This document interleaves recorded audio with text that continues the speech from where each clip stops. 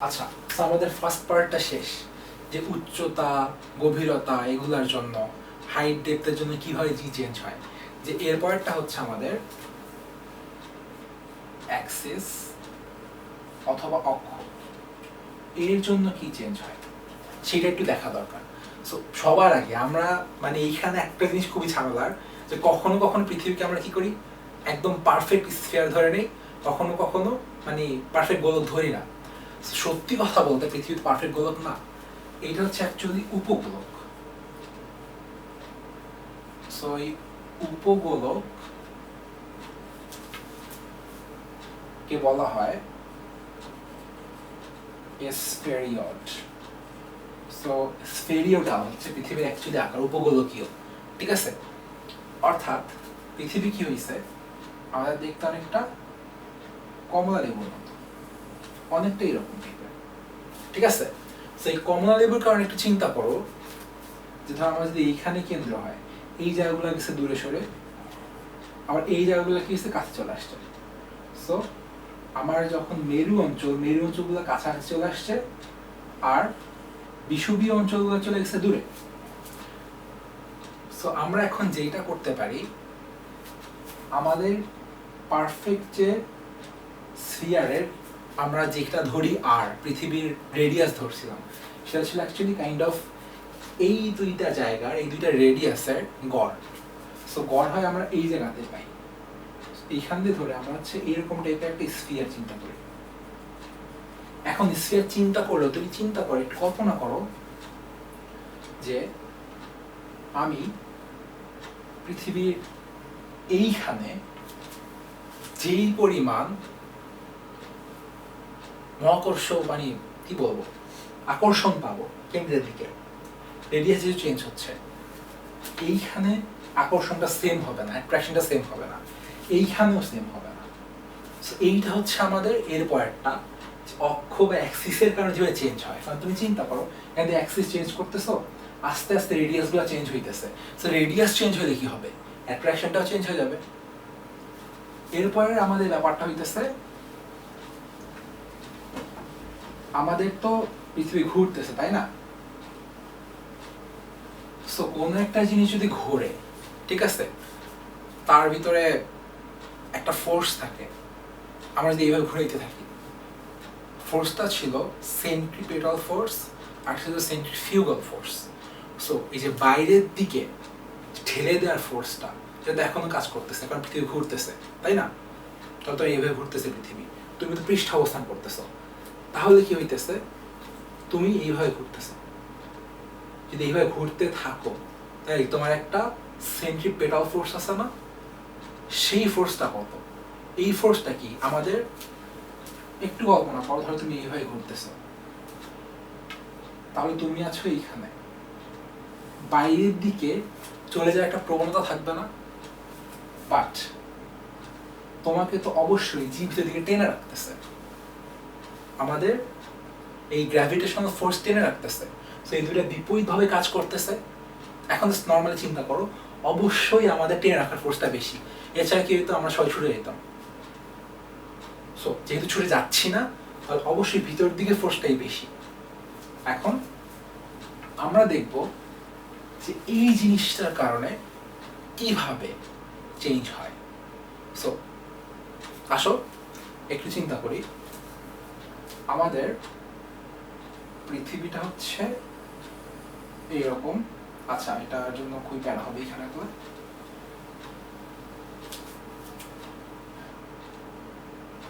আর এইটা হচ্ছে আমাদের পৃথিবী। সো তা এইখানে হচ্ছে রেডিয়াস আর। আমরা এখন চিন্তা করি যে আমাদের কোন একটা জায়গা আছে, সেটা হচ্ছে এইখানে, এই যে আমাদের এইখানে একটা অক্ষাংশ আছে, আমরা তার জন্য চিন্তা করতেছি, ঠিক আছে। আমরা যে এইটা আর হয়, তাহলে এইখানে এইটা অবশ্যই আর, কারণ আমরা এই ক্ষেত্রে পৃথিবীকে স্ফিয়ার ধরতেছি। সেইটা আর হয় অবশ্যই এইটাও আর, এইটাও রেডিয়াস। এরপর আমরা ক্ষুদ্র একটা অংশ, এই যে এইখান থেকে এই অংশটাকে আমরা স্মল আর ধরে নিলাম, ঠিক আছে। সো আমরা দেখে নিছি যে আমাদের এই অংশটা হচ্ছে ক্যাপিটাল আর, এই অংশটা হচ্ছে স্মল আর, এইটাও ক্যাপিটাল আর। ঠিক আছে, এখন আমরা এগুলোতে ম্যাথ করা স্টার্ট করব। ধরে নিলাম আমাদের এই পয়েন্টটা হচ্ছে ও, এইটা এ, এইটা বি। ঠিক আছে, যদি এটা ও এ বি হয়, এখন কল্পনা করো যখন পৃথিবী ঘুরতেছে, এর উপরে যে এই অংশটা এইভাবে ঘুরতেছে, এই জিনিসটা কি এইভাবে ঘুরতেছে না? তাহলে কোনো যদি ঘোরে এইভাবে, তার কি থাকে বাইরের দিকে একটা ছিটকে যাওয়ার ফোর্স, সেটা সেন্ট্রিপেটাল ফোর্সটা। সেই সেন্ট্রিপেটাল ফোর্সটা হচ্ছে এই দিকে আমাদের। ঠিক আছে, এখন আমার সেন্ট্রিপেটাল ফোর্সের ভ্যালু কত ছিল সেইটা একটু জানা দরকার। আমরা সেটা দেখে আসছি, সেটা হচ্ছে এম ভি স্কোয়ার বাই আর অথবা এম ওমেগা স্কোয়ার আর। এখানে একটু খেয়াল করবা যে আমি স্মল আর ইউজ করছি। ঠিক আছে, এখন আমাদের যেটা জানা দরকার সেটা হচ্ছে, কারণ এই পয়েন্টে যেহেতু আসো, আমাদের কোন দিকে পৃথিবী টানতেছে? পৃথিবী টানতেছে অবশ্যই এই দিকে, ও এর দিকে, কারণ ও হচ্ছে আমাদের কেন্দ্র, কেন্দ্রের দিকে কেউ টানে সবসময়। তাহলে আমরা এর বিপরীত যে ভেক্টরটা আছে সেইটা একটু কল্পনা করব। সো বিপরীতে কাজ করতেছে আমার এই যে এইটা। এখন একটু কল্পনা করতে হবে আমাদের এখানে, যদি আমরা এখন অ্যাকচুয়ালি অক্ষাংশে একটু চিন্তা করব। আমাদের এইখানে এই কোণটা হচ্ছে ল্যামডা। পৃথিবীর এই যে বিষুব রেখার সাথে কোনো একটা অক্ষ যত কোণ উৎপন্ন করে সেটাকে বলা হয় অক্ষাংশ। ঠিক আছে, তাহলে এর জন্য আমাদের যে অ্যাক্সিস অ্যাঙ্গেলটা আছে, এই জন্য একটু চিন্তা করব, যদি এইটা ল্যামডা হয়, সিমিলারলি এইটাও ল্যামডা। এখন সেখান থেকে চিন্তা করি, যদি আমার এই দিক বরাবর থাকে এম ভি স্কয়ার অথবা এম ওমেগা স্কয়ার, এই দিক বরাবর কত আছে? অবশ্যই এম ওমেগা স্কয়ার আর কস ল্যামডা। তাহলে আমাদের M omega square cos lambda আর ভিতর দিয়ে কত ফোর্সে টানতেছে ছেড়ে ধরে নিচ্ছে আমরা এমজি বা আমাদের এফ। ঠিক আছে, এফ এর জন্য আমরা এখন বের করে দেখব। আচ্ছা, এর আগে একটা কোশ্চেন আসে যে আচ্ছা আমাদের যদি এইটা থাকে তাহলে উপর দিকে তো অবশ্যই আরেকজন আছে, সেটা হচ্ছে আমাদের এম, আচ্ছা অ্যাকচুয়ালি উপর দিকে না, যদি এটা এম কস ল্যামডা হয় তাহলে এই দিকে আমাদের আরেকজন আছে, সেটা হচ্ছে এম ওমেগা স্কয়ার আর সাইন ল্যামডা। আমাদের এখানে একটা অংশ থেকে সেটা হচ্ছে m omega square sine lambda. এখন এই সাইন ল্যামডার কি হয় এটা জানা দরকার। একটু চিন্তা করো যে আমাদের এই দুটো হচ্ছে একই রেখায়, আর এইখানে কস ল্যামডা সাইন ল্যামডা, এদেরকে আমরা কি বলি? রিজলভ পার্টস অথবা লম্বাংশ। লম্বাংশ একটার সাথে একটা কত কোণ উৎপন্ন করে। তাহলে আমরা জানতেছি যে 90 ডিগ্রি অ্যাঙ্গেল উৎপন্ন করতেছে, তাহলে এই অ্যাঙ্গেলটা হচ্ছে 90 ডিগ্রি। আমাদের যে m omega square cos lambda, m omega square sine lambda, এদের মধ্যেকার অ্যাঙ্গেল হচ্ছে 90 ডিগ্রিস। তাহলে এখান থেকে চিন্তা করো, এইটা যে 90 ডিগ্রিস হয়, আমাদের এই দুইটা সেম লাইনে আছে, সেম রেখায় আছে, তাহলে এই অ্যাঙ্গেলটা কত হবে? অবশ্যই 90 ডিগ্রিস, কারণ আমাদের এই অ্যাঙ্গেলটার ফুলটা হচ্ছে 180 ডিগ্রি। এই জিনিসটা এইটা হচ্ছে 90 ডিগ্রি, তো অবশ্যই এইটাও 90 ডিগ্রি। এখন আমরা কি জানি, এইটা যদি আমাদের এই দিকে আকর্ষণের উপর কোনো প্রভাব ফেলে সেটা কত হবে? cos 90 হবে m ওমেগা স্কয়ার, এইটার সাথে কত 90 ডিগ্রি অ্যাঙ্গেল আছে, তার একজনের উপর আরেকজনের কি কোনো প্রভাব বা ইনফ্লুয়েন্স আছে? নাই, যেহেতু একটার সাথে আরেকটা হচ্ছে দুটো আলাদা অ্যাক্সিসেই আছে, দুজন দুটো আলাদা অ্যাক্সিসে, তাহলে একটার সাথে আরেকটার কোনো ইন্টারঅ্যাকশন নাই। এই জন্য হচ্ছে আমরা m ওমেগা স্কয়ার সাইন ল্যামডাকে এই ক্ষেত্রে ইগনোর করি। চল তাহলে পরের জিনিসটা দেখি। তাহলে আমাদের ভিতরের দিকে আকর্ষণটা হচ্ছে বললাম অ্যাট্রাকশন ফোর্স হচ্ছে এফ, যেটা আমরা দেখে আসছি g m m by r square. এই ক্ষেত্রে হচ্ছে আমরা যে বস্তুটাকে রাখতেছি সেই যে বস্তুটা বা যে ম্যাটারটাকে রাখছি তার ম্যাস হচ্ছে m, এই আমাদের বড় হাতের m এটা হচ্ছে পৃথিবীর ম্যাস।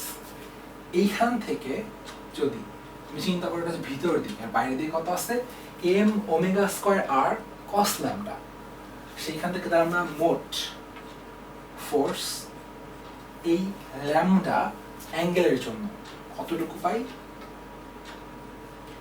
এই f minus m omega square r cos lambda.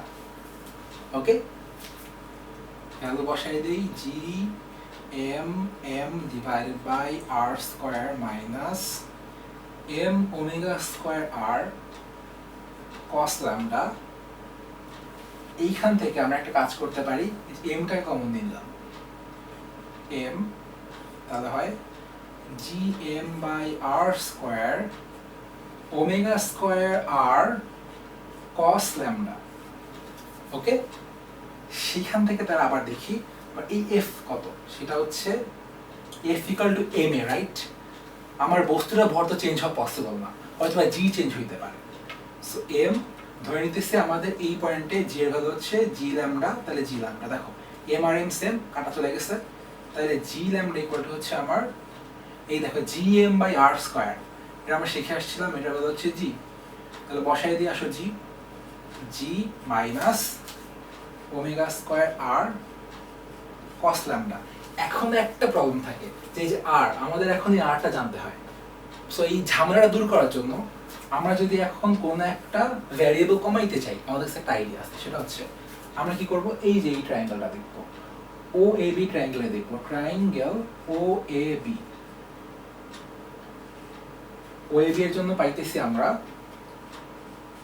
cos lambda. চিন্তা করো যদি আমাদের এইটা হয় ল্যামডা, ওকে, এই স্ট্রেট লাইন আর এই স্ট্রেট লাইন দুটো হচ্ছে প্যারালাল, যদি এইটা ল্যামডা হয় অবশ্যই এইটাও ল্যামডা, তাহলে সেখান থেকে আমরা cos ল্যামডা একটু চিন্তা করি, চিন্তা করলে দেখব আমাদের এইখানে চলে আসছে small r divided by capital R।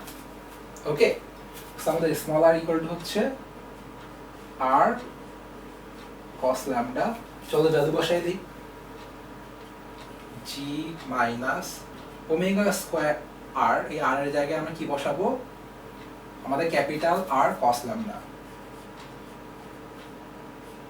আর আমাদের আগে cos ল্যামডা তো আছেই, তাহলে আমরা শেষ পর্যন্ত ফর্মুলা পাইছি g lambda is equal to g minus omega square r cos square lambda. এইটা হচ্ছে আমাদের একটা ফর্মুলা, যে আমি কি করব যখন আস্তে আস্তে ঘুরাইতে থাকবো একটা বস্তুকে কি করব, পৃথিবীর উপরে বিভিন্ন জায়গায় নিয়ে যাব, সেই ক্ষেত্রে অক্ষাংশ চেঞ্জ হবে অথবা আমার অ্যাক্সিস অ্যাঙ্গেল চেঞ্জ হয়ে যাচ্ছে।